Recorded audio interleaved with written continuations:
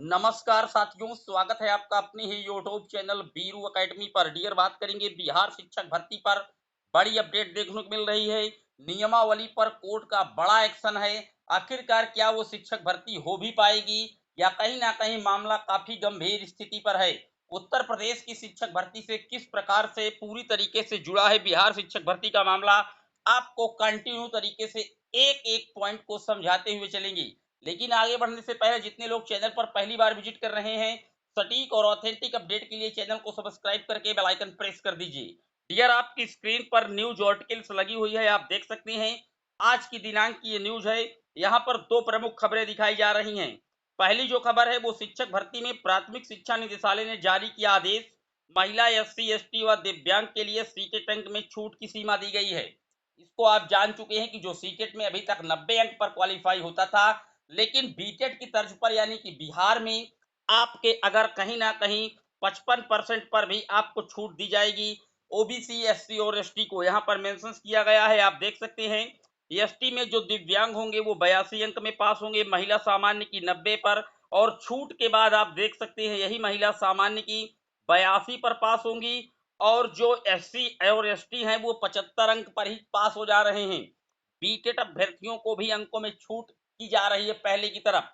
ये मामले से नहीं, हम आपको शिक्षक भर्ती के मामले से रूबरू करवाते हैं। डियर, आपकी स्क्रीन पर पूरी तरीके से न्यूज लगी हुई आप देख सकते हैं। शिक्षक नियुक्ति नियमावली को हाईकोर्ट में चुनौती देने के मामले में राज्य सरकार से जवाब तलब किया गया है। दरअसल ये मामला डियर वो है, पटना हाईकोर्ट ने राज्य में शिक्षकों की बहाली के लिए राज्य सरकार द्वारा बनाई गई नियमावली को चुनौती देने वाली याचिका पर सुनवाई की है। अब वहां के जो नियोजित शिक्षक हैं डियर, वो मामले को मानी कोर्ट में चैलेंज कर रहे हैं। उनका कहना यह है कि जो नई नियमावली बनाई गई है डियर, वो जो 2006 से कार्यरत शिक्षक हैं उनके लिए ये लागू ना की जाए, यानी कि जो लिखित परीक्षा का आयोजन बीपीएससी के द्वारा किया जाना है उस पर वो कहीं ना कहीं जो पहले से नियोजित शिक्षक हैं उनको इसमें छूट दी जाए, क्योंकि वो ऑलरेडी 2006 से शिक्षक हैं, लगातार पढ़ा रहे हैं, तो उनको अनुभव काफी ज्यादा है। उस आधार पर वो कोर्ट से ये मांग रहे हैं कि हमें इनके बराबर जो शिक्षकों के बराबर हमारा वेतनमान किया जाए और हमें इस परीक्षा में पूरी तरीके से बैठने की छूट दी जाए। मतलब हम बैठे ना, हमको केवल वेतनमान इनके बराबर कर दिया जाए, ये मांग कर रहे हैं। सेम पोजीशन आपने देखा था डियर, इसी तरीके का एक मामला उत्तर प्रदेश में आया था 2019 के 18 के पहले, जब 69,000 की शिक्षक भर्ती के पहले का ये बात है।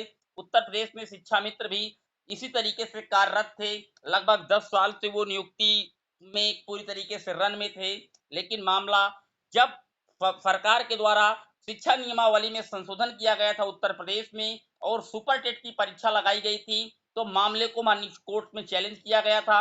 और कोर्ट में ये कहा गया था कि जब ऑलरेडी पात्रता परीक्षा लगी हुई है तो फिर ये एक नई परीक्षा किस आधार पर लगाई जा रही है।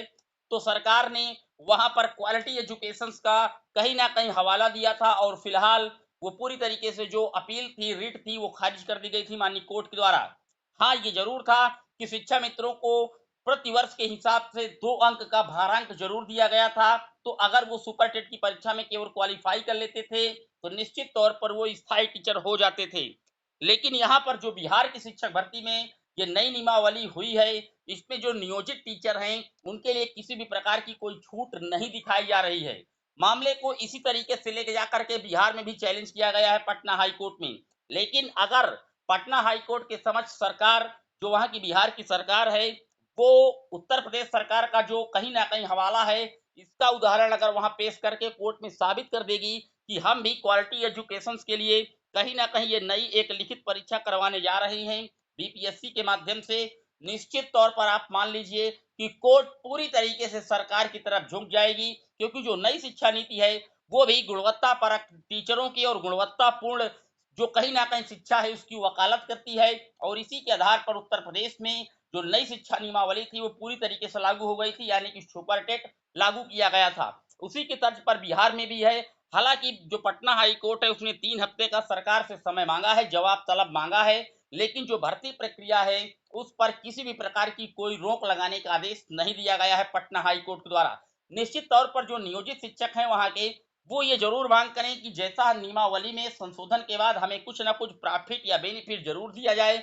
जो कि हम लगातार 2006 से पढ़ा रहे हैं तो उसके एडवांस में, जैसा कि उत्तर प्रदेश में शिक्षा मित्रों को वेटेज जरूर दिया गया था, लेकिन जो मिनिमम क्वालिफिकेशंस मार्क्स है उसको जरूर क्वालिफाई करना होगा, तभी वो कहीं ना कहीं नियुक्ति पत्र पा सकते थे। क्योंकि अगर वहां पर बिहार में नियोजित शिक्षक पास भी हो जा रहे हैं तो आज के युवाओं की अपेक्षा उनकी मेरिट कम है। निश्चित तौर पर वो एग्जाम को क्रैक करने के बाद लिखित परीक्षा को कहीं ना कहीं शिक्षक भर्ती की रेस से बाहर हो जाएंगे।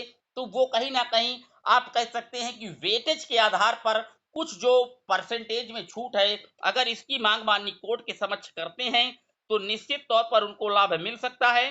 और जो नई नियमावली है इसको कहीं ना कहीं सरकार पूरी ताकत से लगाए खड़ी है कि ये कोर्ट के द्वारा रद्द नहीं हो सकती, क्योंकि वो उत्तर प्रदेश सरकार का जरूर हवाला करेगी, जिक्र करेगी, नई शिक्षा नीति का हवाला करेगी, क्वालिटी एजुकेशन की बात करेगी। तो आप मान लीजिए बिहार की जो नई शिक्षा नियमावली है ये पूरी तरीके से निरस्त नहीं होगी माननीय कोर्ट के द्वारा, लेकिन जो नियोजित शिक्षक हैं अगर वो वेटेज की बात करेंगे तो उत्तर प्रदेश सरकार का हवाला देकर तो निश्चित उनको वेटेज मिल पाएगा।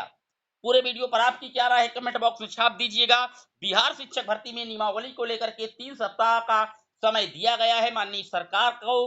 कोर्ट के द्वारा हलफनामे के रूप में पूरी तरीके से जवाब दाखिल करने को सरकार को कहा गया है, लेकिन भर्ती प्रक्रिया पर किसी भी प्रकार की जो रोक है वो नहीं लगाई गई है। फिर मिलेंगे एक और वीडियो में, तब तक के लिए जय हिंद जय भारत।